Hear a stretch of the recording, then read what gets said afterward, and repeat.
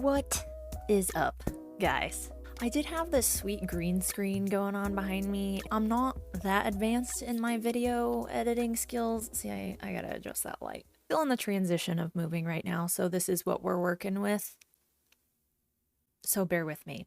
Hopefully the video ends up okay too, because my system is kind of freaking out. My encoder, it's like getting overloaded and it gets all pixelated and crazy. So cross our fingers, this goes okay. Driving me nuts that I have to use this. Eventually, listen, I'll get a better camera.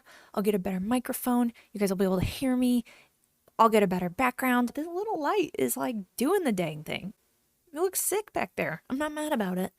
Today is my overall thoughts on the Tactical Games Sierra Vista joined with How To TTG. Listen, and I know that is a lame title, but that is all I could come up with, and that's basically what it is How To Tactical Games. And what it is for people who are just starting out at the tactical games, who don't necessarily know how to get into the tactical games or how to do them because they look intimidating. The pictures, the videos, everything looks scary, and it's like, how do I get into this? I want to do it, but that seems a little intimidating to me. So I'm going to talk you through that. So let's go ahead and get started. Okay, so my overall thoughts on the tactical games. It was great. The end. Just kidding. It was great. It was smooth. It was easy. I didn't have any complaints about anything. It went smooth, like way more so compared to the last two tactical games I've been at. And I don't know why. Scoring was great. I made a lot of friends. It was a blast. That's about it. In previous ones, things have been changed around or like there's been complaints. There was none of that. It was great. Besides that, my gear, again, we're going to go back to the optic. I think in a previous video, I said something about trying a 3x18. Maybe not. Definitely a 1 to 10. I know I've talked about that, and that is probably what I'm still going to be going to. I say that because a 3x18 is great. There's nothing wrong with it. But what I realized is if you're not doing any long range shooting outside of the tactical games, I don't know if it's necessarily worth it. Yes, it will be great at the tactical games. A 1 to 10 is great. It's still practical and you'll still be able to see all the targets. At Sierra Vista, we did a long range stage and the furthest distance was probably 400 and something yards. And with my 1 to 6 Burris optic, I could see everything. It wasn't great, like the further targets, but I could see everything and I hit 8 out of 9 targets. I was just fine. Now at Nationals, when it goes up to 600 something yards, yeah, I'll need something probably a little bit more, with a little bit more magnification. And that's where a 1 to 10 is going to come in, and I think it's going to be just fine. If you can, and you're not worried about long range shooting outside of the tactical games, don't worry about getting anything super crazy. Be a little bit more practical with it, especially if this is your first one. The second thing I would probably change are my mag pouches, and they are my 2 pistol mag pouches, my dual mag pouch on the front of my battle belt. They have a lot of retention on them. And when I was performing at one of my stages, I was getting super angry, like very angry. I screamed. It was dramatic, to be honest. I was so mad that I could not get my pistol mag out of my pouch to begin shooting. That is one thing I will be changing so that it's easier for me to get that pistol mag out, but that's about it. That's all. That's my overall thoughts. Thanks. Bye. Just kidding.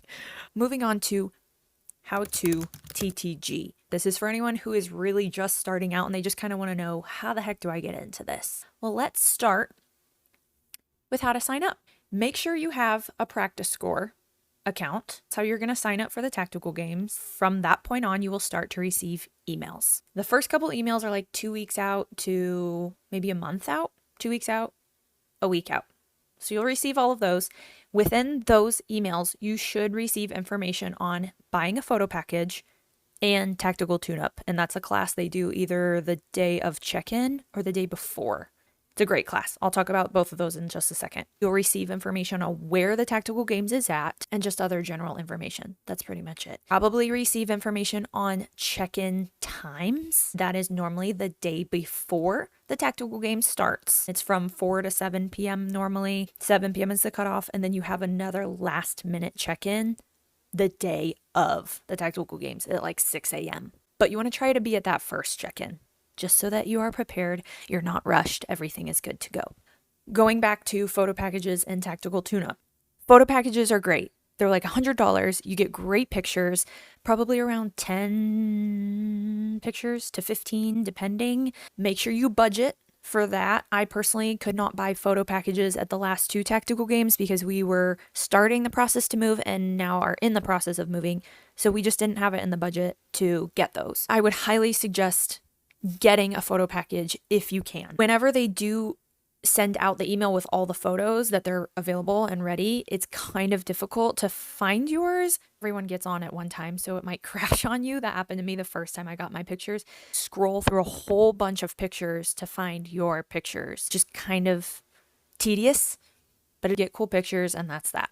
Tactical tune-up is the class, like I said, they have beforehand, and it kind of allows you to get your feet wet and get used to the range that you're going to be shooting on, get to know some of the people that you're going to be shooting with, and it helps you understand rifle shooting much more. I think my first tactical games was the 3rd time I ever shot my rifle, ever. It helped out a lot. Kirk Holmer was our instructor, and he did a fantastic job. I don't know who the instructor is now, but he did a great job, and it helped me understand how I needed to set myself up at each stage. So if you can take it for your first tactical games, go take it. You'll be happy you did, I promise. You also get a view of what the targets are going to look like as well. They're different shapes, different sizes. You want to be prepared. So take that if you can. I don't know how much that class is. I don't really remember. 140 something. That's a guess. That's a guess. Anyways, check-in day, the day before, make sure you are there. You don't want to be rushed. And the things you want to have for check-in are your rifle with your scope. Make sure you understand what muzzle device you're supposed to have. I did a video, what I bring to TTG. That might be beneficial for some of you if you're not sure. Their website also talks about what muzzle devices are appropriate and are allowed.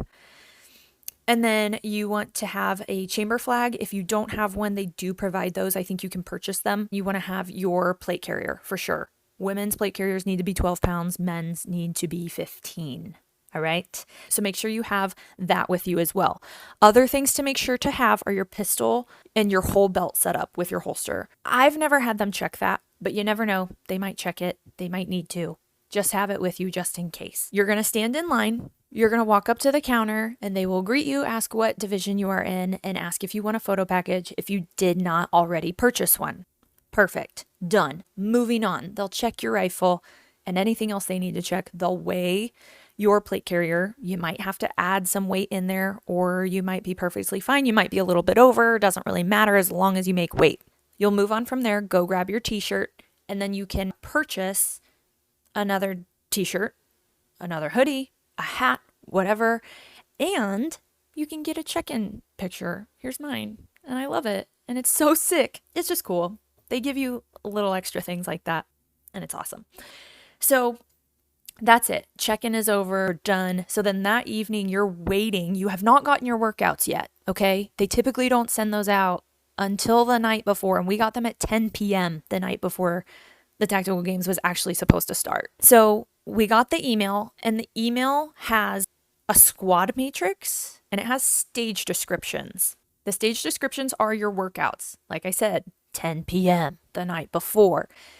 You'll see the squad matrix. That tells you what squads go at what times, when the stage briefings are. And at this point, the day before, you still don't know what squad you're in. You'll find that out the next day, and I'll walk you through that. The stage descriptions will lay out each stage, what they look like, what the round count is for rifle, for pistol, what division has what weights in sandbags, etc. So then fast forward to the next day. In the email, it will say when safety briefing is. And that's early in the morning. That's right after the last final check-in at 6 a.m. So then you go into safety briefing and general information briefing, like who medical aid is, stuff like that. Have a great time. This is fun. Hoorah. Huzzah. That is probably at 6:15, 6:30. And then you go into squatting directly after that, and they will call out each individual division. Now, there can only be 5 people in each squad. Say you have, your division is women's tactical and you have 10 people. There can only be 5 people on a stage because that's the amount of room that they have. They don't have room for any more people. So you will be split up in rows of 5, and say we are squad 8, but I'm the first one in line. I will be number 81, and the next person will be 82. And that second number is your number of what lane you are in each stage. And you stay with that number. That is your number the entire weekend. No one's number changes. Write it on your hand with a permanent marker.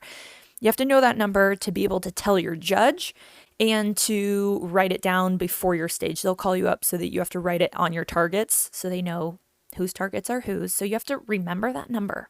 And then the people in that squad, those 4 other people, those are the people you're with all weekend long.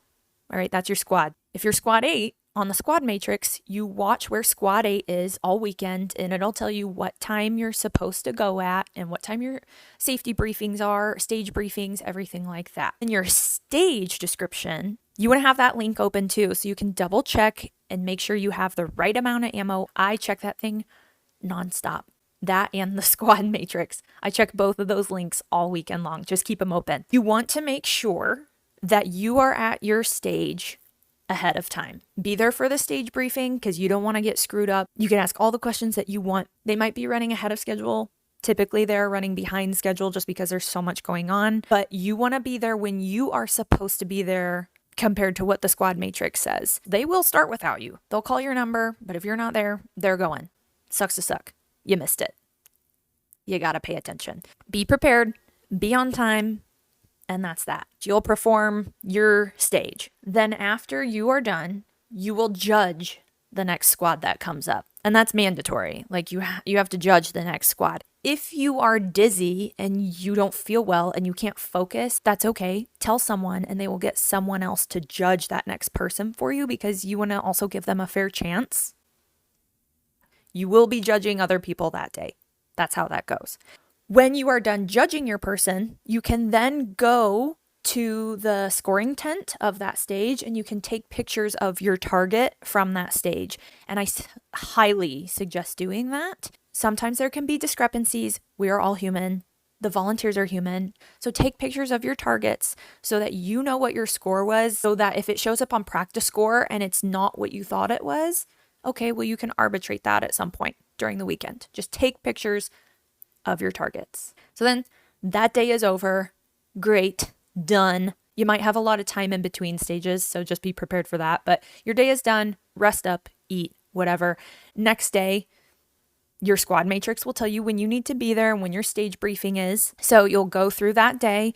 And then after that day is over, the second day, the final day, there will be an arbitration period where you can go and talk to the tactical games team and let them know, like, hey, I want to fix this. This doesn't seem right. This is what I have on my picture of my target. Can we fix this? And they will help you out. That's a short window that they have to do that. So be prepared if you want to communicate your scores. After that is the awards ceremony, and you get to celebrate your friends and you get to be around everyone and talk about how crazy you guys are for paying for something that's so difficult, but it's so fun. But that's basically it. And then post tactical games, like I said, they send you an email with your pictures. That's pretty much it. It's nothing crazy. It's not difficult. And once you do it the first time, it's easy after that. You know exactly what you're doing. You know what you're looking for or who to talk to.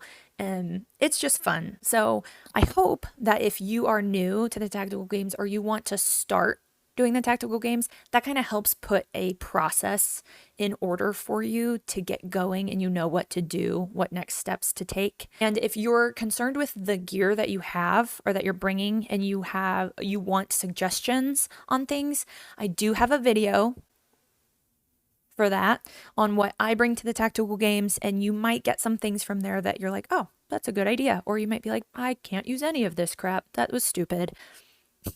But hopefully you get something out of it, because I feel like it was very helpful when my friends gave me suggestions on what to bring. So hopefully some of that stuff works for you. But I hope you guys enjoyed this video. I hope it helps someone out. And if you have any questions or comments, please leave them down below. Thanks for watching. I'll see you on my next video.